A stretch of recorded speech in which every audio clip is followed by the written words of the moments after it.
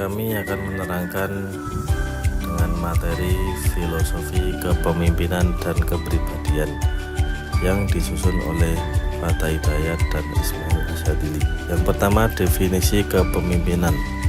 Kepemimpinan berasal dari kata pimpin yang berarti tuntun, bina, atau bimbing. Dapat pula berarti menunjukkan jalan yang baik atau benar, tetapi dapat pula berarti mengenai kebiasaan atau kegiatan. Kepemimpinan dapat pula didefinisikan sebagai seni mempengaruhi dan mengarahkan orang dengan cara kepatuhan, kepercayaan, kehormatan, dan kerjasama yang bersemangat dalam mencapai tujuan bersama. Sedangkan menurut Stephen P. Robin, kepemimpinan adalah kemampuan untuk mempengaruhi suatu kelompok untuk pencapaian tujuan. Dalam Kamus Besar Bahasa Indonesia, istilah pemimpin diartikan sebagai pemuka, penuntun, pemberi contoh, atau petunjuk jalan. Jadi secara fisik pemimpin itu berada di depan, tetapi pada hakikatnya dimanapun tempatnya seseorang dapat menjadi pemimpin dalam memberikan pimpinan. Hal ini sesuai dengan ungkapan Ki Hajar Dewantara yang terkenal ing ngarso sung tulodo ing madya mangan karso tut wuri handayani, artinya jika ada di depan memberikan contoh, di tengah-tengah memberikan dorongan atau motivasi, sedangkan apabila berada di belakang dapat memberikan pengaruh yang membantu. Menurut Warjo Sumijo, dalam praktek organisasi, kata memimpin mengandung konotasi menggerakkan, mengarahkan, membimbing, melindungi, membina, memberikan teladan, memberikan dorongan, memberikan bantuan, dan sebagainya. Anuraga mengartikan kepemimpinan sebagai hubungan di mana satu orang, yakni pemimpin, mempengaruhi pihak lain untuk bekerja sama secara sukarela dalam usaha mengerjakan tugas-tugas yang berhubungan untuk mencapai hal yang diinginkan oleh pemimpin tersebut. Sebagai proses, kepemimpinan difokuskan kepada apa yang dilakukan oleh para pemimpin, yaitu proses di mana para pemimpin menggunakan pengaruhnya untuk memperjelas tujuan organisasi bagi para pegawai, pahlawan, atau yang dipimpinnya, memotivasi mereka untuk mencapai tujuan tersebut, serta membantu menciptakan suatu budaya produktif dalam organisasi. Adapun dari atribut, kepemimpinan adalah kumpulan karakteristik yang harus dimiliki oleh seorang pemimpin. Oleh karena itu, pemimpin dapat didefinisikan sebagai seorang yang memiliki kemampuan untuk mempengaruhi perilaku orang lain tanpa menggunakan kekuatan, sehingga orang-orang yang dipimpin menerima dirinya sebagai sosok yang layak memimpin mereka. Perilaku orang lain tanpa menggunakan kekuatan, sehingga orang-orang yang dipimpinnya menerima dirinya sebagai sosok yang layak memimpin mereka. Kepemimpinan adalah suatu kegiatan mempengaruhi orang lain agar orang tersebut mau bekerja sama, mengolaborasikan potensinya untuk mencapai tujuan yang telah ditetapkan. Berhasil tidaknya suatu organisasi salah satunya ditentukan oleh kepemimpinan yang memimpin organisasi. Bahkan maju mundurnya suatu organisasi sering diidentikan dengan perilaku kepemimpinan dari pimpinannya. Dengan demikian, pemimpin harus bertanggung jawab terhadap pelaksanaan organisasi atau lembaga yang dipimpin. Hal ini menempatkan posisi pemimpin yang sangat penting dalam suatu organisasi atau pada lembaga tertentu. Sementara itu, Nawawi mendefinisikan kepemimpinan sebagai kemampuan menggerakkan, memberi motivasi, dan mempengaruhi orang-orang agar bersedia melakukan tindakan-tindakan yang terarah pada pencapaian tujuan melalui keberanian mengambil keputusan tentang kegiatan yang harus dilakukan. Definisi kepemimpinan. Kepemimpinan dalam Islam adalah perilaku interaktif yang mampu mempengaruhi individu-individu untuk melakukan tugasnya dalam rangka memberikan arahan petunjuk yang lebih baik dalam mencapai tujuan yang telah ditetapkan, mengembangkan, memegang teguh, dan menjaga kepercayaan yang dipercayakan kepadanya.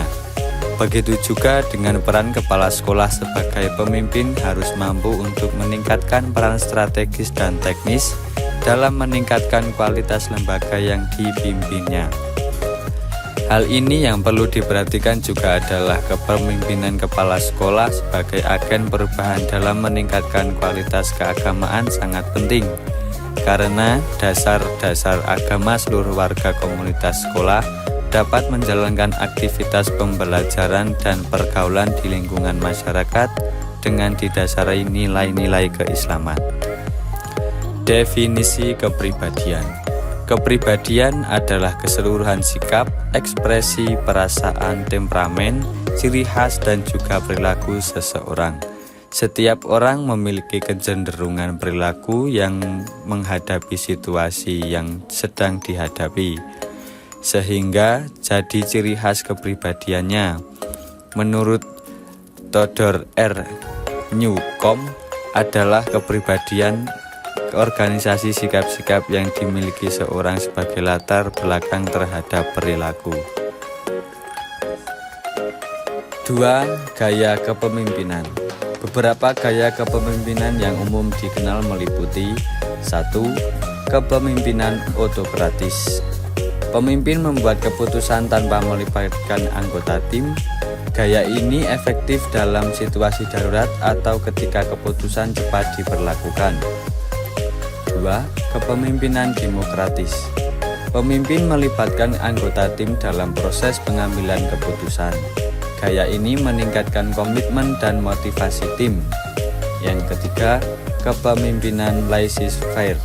Pemimpin memberikan kebebasan penuh kepada anggota tim untuk membuat keputusan mereka sendiri. Gaya ini efektif ketika tim terdiri dari individu yang sangat terampil dan mandiri. Teori kepemimpinan. Teori kepemimpinan yang berkembang selama ini ingin mengetahui bagaimana terjadinya keefektifan kepemimpinan dalam organisasi. Sehingga berbagai hasil penelitian menemukan teori bahwa kepemimpinan dapat dilihat dari pribadi pemimpin, perilaku pemimpin, dan situasi budaya organisasi, serta hubungan pemimpin dengan yang dipimpin dan hubungan pemimpin dengan tugas-tugasnya. Teori kepemimpinan yang berkembang selama ini ingin mengetahui bagaimana terjadinya keefektifan kepemimpinan dalam organisasi. Sehingga berbagai hasil penelitian menemukan teori bahwa kepemimpinan dapat dilihat dari pribadi pemimpin, perilaku pemimpin, situasi budaya organisasi, hubungan pemimpin dengan yang dipimpin, dan hubungan pemimpin dengan tugas-tugasnya. Teori kepemimpinan juga membicarakan bagaimana seseorang menjadi pemimpin atau bagaimana timbulnya seseorang pemimpin. Kepemimpinan tidak lagi dipahami secara organik, tetapi merupakan dimensi organisasi yang mempunyai kontribusi untuk membangun budaya organisasi yang sehat.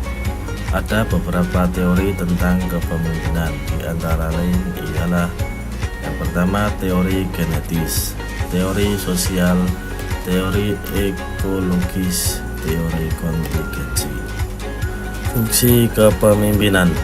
Tugas pokok kepemimpinan berupa mengantarkan, mengelompokkan, memberi petunjuk, membimbing para bawahan mengikuti jejak pimpinan, mencapai tujuan organisasi. Cita-cita tersebut hanya dapat melaksanakan secara baik bila seorang pemimpin menjalankan fungsinya sebagaimana mestinya. Untuk selanjutnya, fungsi-fungsi kepemimpinan antara lain: fungsi perencanaan, fungsi memandang ke depan, fungsi pengembangan loyalitas, fungsi pengawasan, fungsi pengambil keputusan, fungsi memberi motivasi. Jadi untuk kesimpulannya, kepemimpinan merupakan suatu entitas yang mengarahkan kerja para anggota organisasi mencapai tujuan organisasi. Sedangkan pemimpin merupakan individu yang mampu mempengaruhi anggota kelompok atau organisasi guna mendorong kelompok tersebut mencapai tujuannya.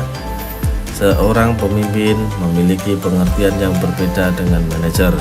Keduanya memiliki peran yang berbeda.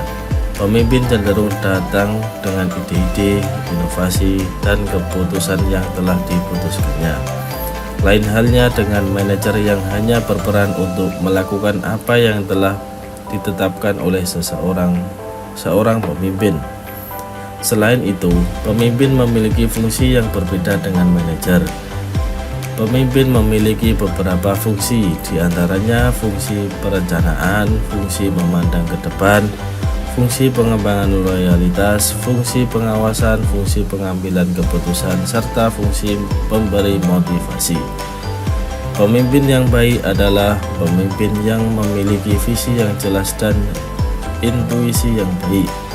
Visi dan intuisi merupakan hal yang penting bagi pemimpin.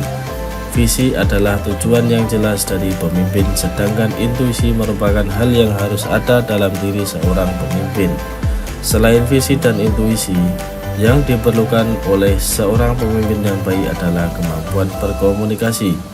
Seorang pemimpin yang memiliki tugas untuk melakukan koordinasi dengan orang banyak harus memiliki kemampuan komunikasi yang baik. Hal ini antara lain disebabkan oleh posisi pemimpin itu sendiri sebagai orang yang menyampaikan ide, gagasan, perintah, dan pengambilan keputusan mengenai kebijakan kepada orang banyak dalam lingkup kelompok tertentu. Sekian presentasi dari kami, kurang lebihnya mohon maaf. Wassalamualaikum warahmatullahi wabarakatuh.